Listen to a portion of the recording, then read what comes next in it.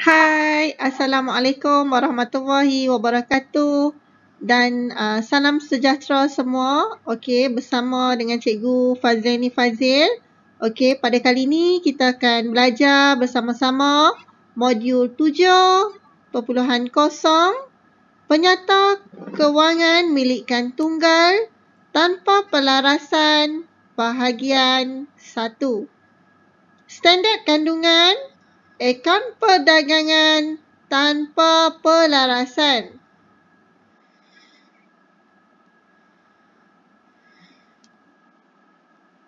Standard pembelajaran 7.1.1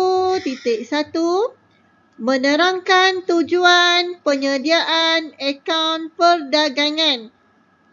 7.1.2 menyediakan akaun perdagangan. Okey. Kriteria kejayaan. Pada akhir pengajaran dan pembelajaran pada hari ini, murid-murid dapat menerangkan tujuan penyediaan akaun perdagangan, menyediakan akaun perdagangan. Okey, yang ni ada cikgu cakap bukan senang nak senang, bukan susah nak susah. Oleh itu murid-murid kena usaha tanpa jemu untuk berjaya. Ini tips skor prinsip perakaunan. Yang pertama, murid-murid mesti ingat format dan juga formula. Tips kedua, faham format, formula dan juga soalan. Tips ketiga ialah mesti buat latih to be dan capai standard masa yang ditetapkan. Tengok kalau soalan nak dalam masa 20 minit, buat dalam masa 20 minit lah. Okey, kita kena capai standard masa yang ditetapkan. Okey, jom kita tengok dahulu. Tujuan penyediaan akaun perdagangan. Ada dua kat sini. Yang pertama ialah untuk mengetahui sama ada sesebuah perniagaan mendapat untung kasar atau rugi kasar.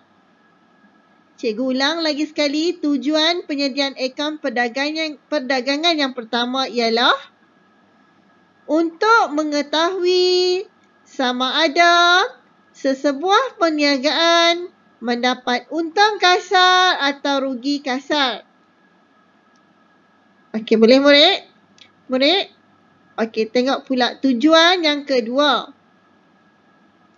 Untuk mengetahui sama ada aktiviti yang dilaksanakan ke atas barang niaga atau perkhidmatan mendapat untung atau rugi tanpa mengambil kira belanja dan hasil yang lain.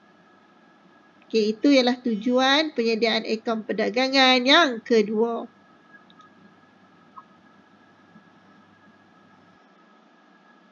Okey, langkah pertama, ingat dan faham format akaun perdagangan bentuk penyata. Okey, dalam video ni cikgu tumpu kepada dalam bentuk penyata. Jom. Okey, yang ni ialah format akaun perdagangan dalam bentuk penyata. Okey, mula-mula murid-murid letak nama perniagaan. Okey, kemudian akaun perdagangan bagi, cikgu letak ruangan kosong kat situ. Bagi mungkin bulan berakhir ataupun tahun berakhir. 31 ke 30, tengok kepada tempoh akhir, tempoh perakaunan dia lah. Dia tutup akaun bila. Okey. Kemudian bermula dengan jualan. Okey, jualan letak dekat bahagian yang kolom yang bahagian laju yang ketiga ni lah. Okey. Tolak pulangan jualan ataupun pulangan masuk. Okey, kalau tolak murid boleh juga letak dalam kurungan, tak ada masalah. Okey, tak letak pun tak apa, tapi asalkan awak tahu bila tolak ni nanti jualan bersih ni akan berkurang lah. Okey, jualan 100, tolak pulangan jualan 10, Jadi berapa jualan bersih dia? Setelah ditolak pelanggan jualan? 90. Boleh ikut murid setakat ni? Okey. Seterusnya kita pergi kepada komponen kos jualan, iaitu pertama inventory awal. Inventory awal kita letak dekat bahagian yang nombor 2 kat sini, kat tengah ni. Okey. Kemudian belian. Okey, belian dekat yang nombor 1. Tolak pulangan belian. Nama lain bagi pulangan belian ialah pulangan keluar. Okey, belian tolak pulangan belian berapa murid? Dapat belian bersih iaitu 40. Okey, boleh murid? Mesti tahu kan? Dekat ruangan mana kamu letak bagi mudahkan kamu sendirilah. Okey, nanti nak kira senang. Okey, seterusnya ni sambungan ya murid sebab slide tak cukup ruang untuk buat untuk satu semua. Okey, seterusnya sambungan. Okey. Belian bersih tadi ya. Yang tadi 40 kita letak kat ruangan yang nombor 1 tu. Okey, kat lajur pertama. Tambah angkutan masuk duty atas belian. Okey, duty tu kira cukai lah. Okey, ataupun kita panggil dia duty import. Kalau kita beli daripada luar negara kan, dapat cukai ya. Duty import. Upah atas belian. Okey, ataupun upah gudang pun juga kan. Insurans atas belian. Okey, yang ni nak bagi formula bagi ingat ya. A adui A D U I. Okey. Padamlah. Tak nampak yang cikgu conteng ni kan. Jadi belian bersih tambah dengan angkutan masuk, tambah duty atas belian, upah atas belian, insurans atas belian, kemudian dapat berapa tambah semua ni? Dapat kos belian. Okey, kos belian letak kat bahagian lajur yang kedua. Okey, murid-murid, kalau katakan dalam soalan duty atas belian tak ada, okey, letak kosong. Okey, insurans atas belian tak ada, letak kosong. Okey, jadi belian bersih tambah yang 4. Yang ni, item ni, letak dekat kos belian dekat lajur yang kedua. Okey, macam mana nak dapat kos barang tu dijual? Kos barang tu dijual murid yang ni datangnya daripada yang atas tadi, muka surat yang sebelah tadi, inventory awal. Jadi inventory awal tambah dengan kos belian dapat kos barang untuk dijual.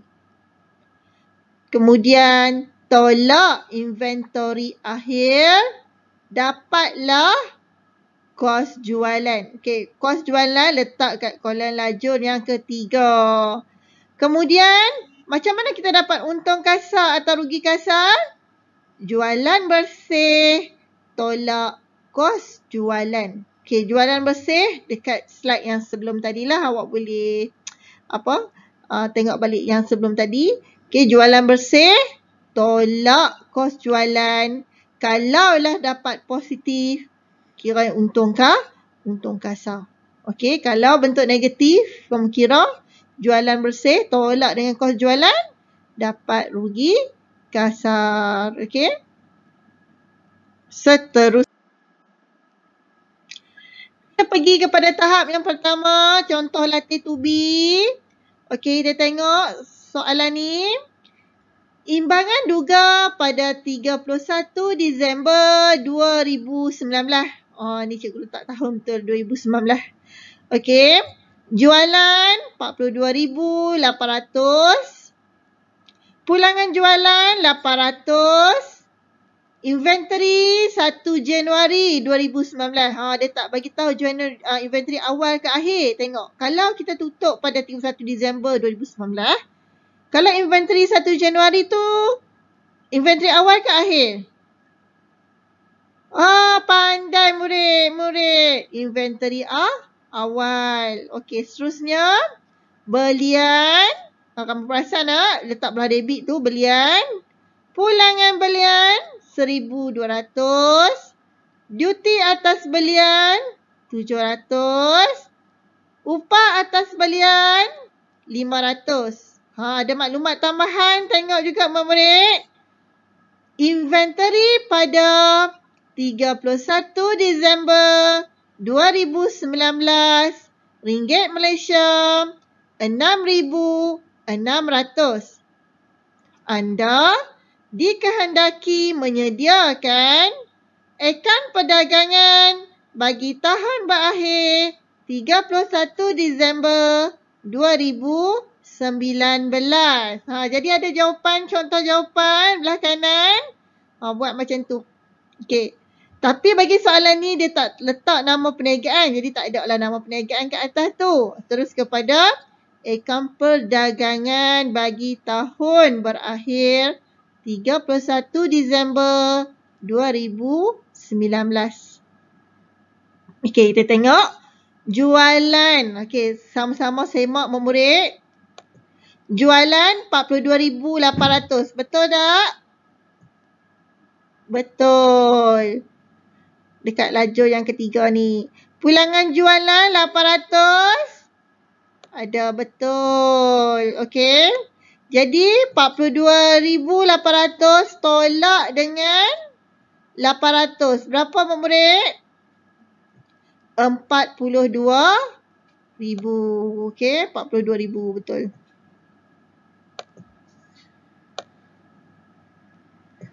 Okey, seterusnya. Inventory awal ada letak kat sini 5,100. Okey, kat lajur kedua. Kemudian belian 30,000. Cikgu letak kat sini belian. Pulangan belian 1,200. Okey, 1,200 betul jawapan kat sini. Kita pindahkan. Make sure kena pindahkan dengan betul lah. Jangan tertinggal juga. Duty atas belian 700. Okey, sini duty atas belian. Upah atas belian. Okey. Kemudian belian bersih tambah dengan duty atas belian dan upah atas belian dapat kos belian. Macam sat-sat tadi. Kat sini nampak dah kan sebab dalam satu muka surat. Inventory awal tambah dengan kos belian. Okey, sebut sama-sama dengan murid. Inventory awal. Sebut. Inventory awal tambah dengan kos belian. Kita akan dapat kos barang untuk dijual. Okey, bagus murid. Boleh ingat? Kemudian kita tolak dengan inventory pada 31 Disember. Okey, murid-murid kena perhatikan. Kalau kat sini awak letak inventory 1 Januari, dekat sini kena letak inventory 31 Disember. Kalau awak tulis jawapan kat sini inventory awal, kat sini tolak pun kena tolak inventory akhir. Tak bolehlah letak sini inventory 1 Januari, tiba-tiba sini tolak inventory akhir. Okey, biar selaras lah. Okey. Kos barang untuk dijual, tolak inventory pada 31 Disember. Okey, sini apa yang terkurang? Okey, sebab kita tak letak tahun. Sebab atas 1 Januari 2019. Sini pun kita kena letaklah inventory pada 31 Disember 2019. 6,600. Kita akan dapat kos jualan. Okey, kos jualan ni pula, macam mana pula seterusnya dapat untung kasar? Jualan bersih, tolak kos jualan. Kat sini awal-awal lagi dia beritahu dah tolak kos jualan. Daripada inventory ni sampai kat sini ni semua dalam komponen kos jualan. Jualan bersih, tolak dengan kos jualan, kita akan dapat untung kasar. Okey, boleh murid? Okey, jom kita buat latih to be tahap yang pertama. Okey, nanti boleh semak lah Okey. Jawapan dekat dalam video yang seterusnya. Okey. Kita buat sama. Okay. Untuk latih to be yang pertama ni murid-murid, boleh buat dalam kertas kajang ataupun buat dalam buku latihan. Kalau ada komputer, laptop pun boleh juga buat terus dalam secara berkomputer. Okey, tahap pertama soalan latih to be 1. Okey. Imbangan duga pada 31 Disember 2019, sebagai maklumat kat situ. Jualan pulangan. Pulangan apa dia tak bagi tahu ni? Okey, rujuk balik soalan contoh tadi. Kalau pulangan belah kredit tu merujuk kepada pulangan apa? Pulangan jualan ke pulangan masuk? Duk belak balik. Perhati balik nah. Inventory pada 1 Januari. Tu inventory apa murid? Inventory awal ke inventory akhir? Belian 24,800. Duty import. Duty import tadi. Okey, nama lain dia apa? Dekat bahagian mana? Check balik. Angkutan masuk 590. Okey, apa dia beritahu kat maklumat tambahan? Inventory pada 31 Disember 2019 ialah ringgit Malaysia 19,300. Anda dikehendaki menyediakan akaun perdagangan bagi tahun berakhir 31 Disember 2019. Okey, cikgu harap murid-murid dapat buat dah. Okey. Okey, seterusnya. Latih to be yang kedua. Okey. Imbangan duga pada 31 Disember 2019. Okey, diberi dalam soalan. Jualan 62,340. Pulangan, belah kredit 780. Cek balik. Rujuk juga buku teks. Kalau pulangan belah kredit tu merujuk ke pulangan apa? Inventory 1 Januari 2,300. Belian, duty import, upah atas belian. Okey. Maklumat tambahan. Diberi inventory pada 31 Disember.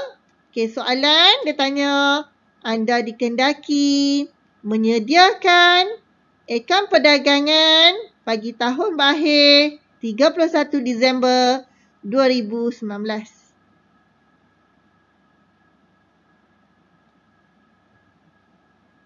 Kalau murid-murid nak print pun boleh. Okey, yang video cikgu ni boleh download, kemudian boleh print. Okey, boleh tulis juga jawapan kat dalam ruangan yang cikgu sediakan. Yang ni ialah latih to be yang ketiga. Okey, boleh baca dan cuba buat. Ni latih to be yang keempat. Sama juga, sediakan akaun perdagangan. Latih to be yang kelima. Okey, ni cikgu nak bagi sedikit orang kata apa? Nak bagi sikit tips lah. Macam mana kita nak tengok inventory akhir. Okey, murid-murid ya, untuk inventory akhir ni kita kena ambil harga yang terendah. Kalau kat soalan dia ada bagi dua harga kan?